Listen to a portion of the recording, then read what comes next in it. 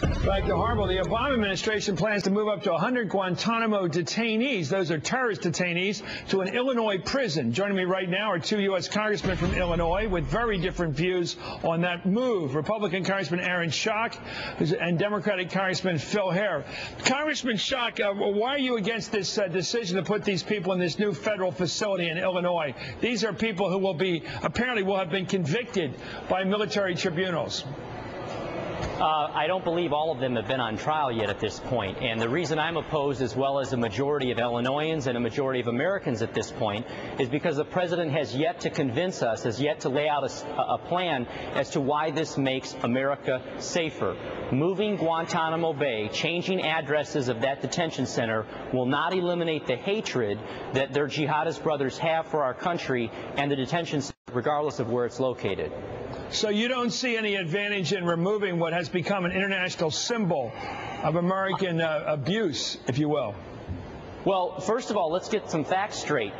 There have been no torture techniques, no alternative interrogation techniques. Nothing negative in a bad way has happened at Guantanamo Bay. It is, however, the base where the largest known al-Qaeda cell still exists and the largest amount of terrorists have existed here in our world. It once had 500 detainees.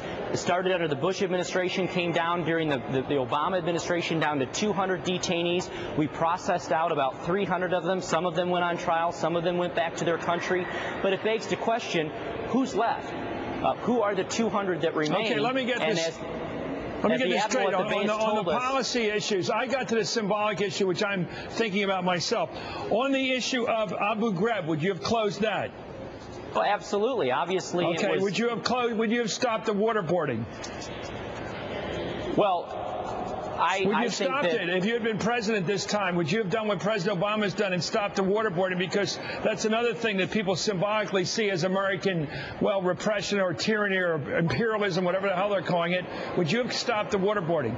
I would not limit our intelligence agency's ability to get information from people if they have a ticking time bomb or some critical piece of information that can save American lives.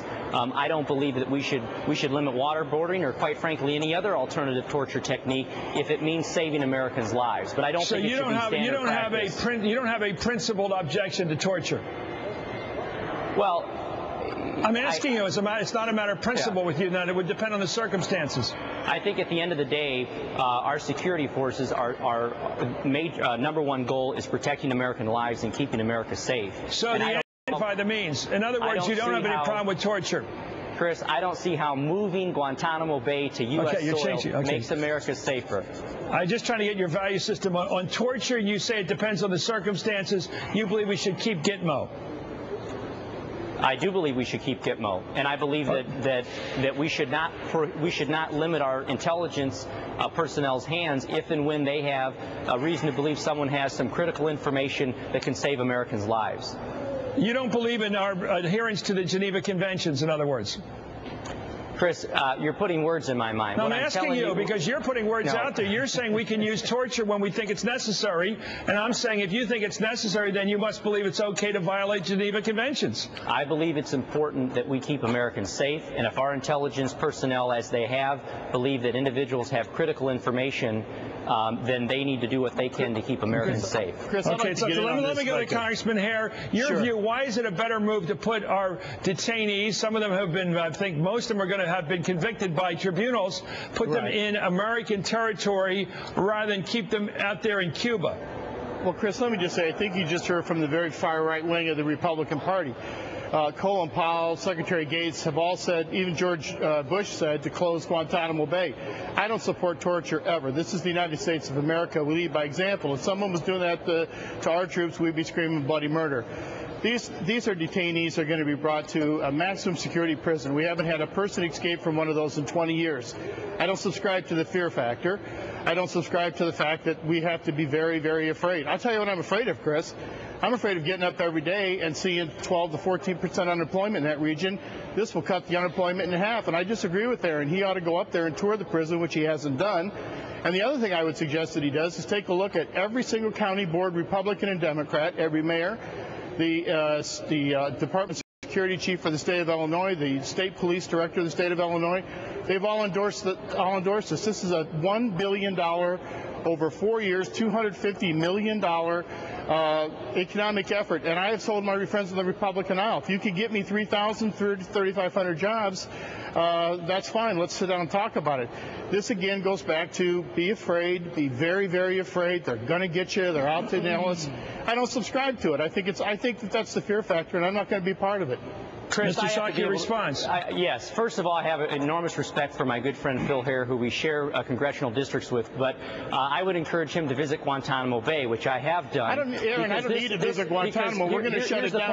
If I can make my point. The point here is not about jobs. The point here is national security. And the idea that closing Guantanamo Bay has become an economic stimulus package for Illinois, I think, is not the argument the administration needs to be making right now. Let me just say this.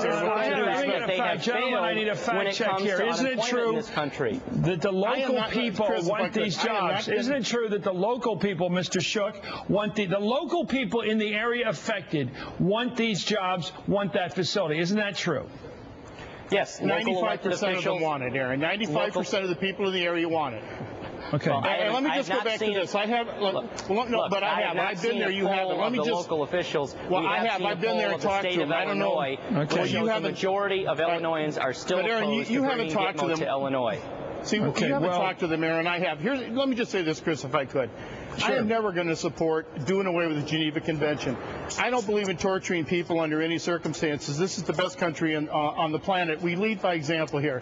Look, every Republican mayor, every Democratic mayor, every economic person I've spoken to, they're not going to get out of this facility. And for heaven's sakes, when are we going to get away from get up every morning, America, and you have to be afraid because they're coming to get you? No, they're not. Well, we want jobs in this. We want jobs in this area, Aaron, with all due respect.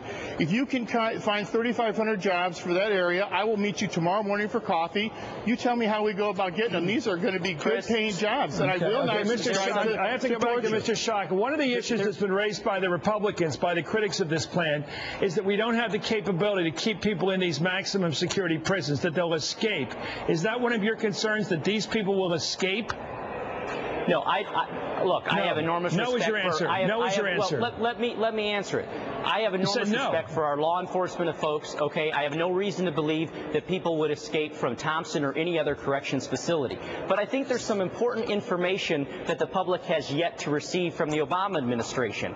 Information that Catherine Sebelius asked for in Kansas when he tried to bring it to Kansas, and they rejected. Information that Michigan asked for, and once Michigan refused it, they said thanks but no thanks. Why did he have to come to his home state and make the issue of jobs the justification for bringing this? I can tell you why, Aaron. I can tell you why, Aaron. We already have. Excuse me. Here's the question.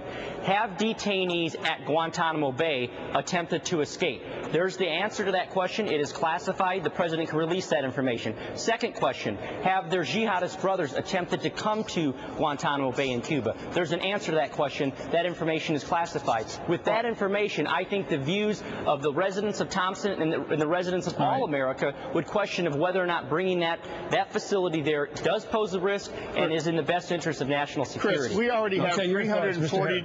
Chris, we already have 340 detainees in the United States of America. In Marion, Illinois, we have the blind sheik. Look, these prisoners can only be. Excuse me. Because it's an eyesore that needs to be closed. Because it's the largest detention center in the world with detainees. Because it is an eyesore. Well, Aaron, I allowed you to finish. Aaron, I allowed you to finish. I hope you'll let me. Because we need to close Guantanamo for the same reason that most of the generals have said, including General Powell. It is an eyesore. It detracts from what we ought to be doing. Look, we bring these people to justice, but for heaven's sakes, look. I don't buy this fear factor. I'm not going to subscribe to it today or tomorrow. I asked the director, I said, can you tell me in 20 years how many people have escaped from a maximum security prison in 20 years? The answer was 0. Now, look, this is a $150 million building sitting empty. Now, we're going to just let it sit and just run the fear clock out on everybody, and I won't be part of it, Chris. Congressman Phil Hare, thank you, sir. Congressman Aaron Schock, thank you both.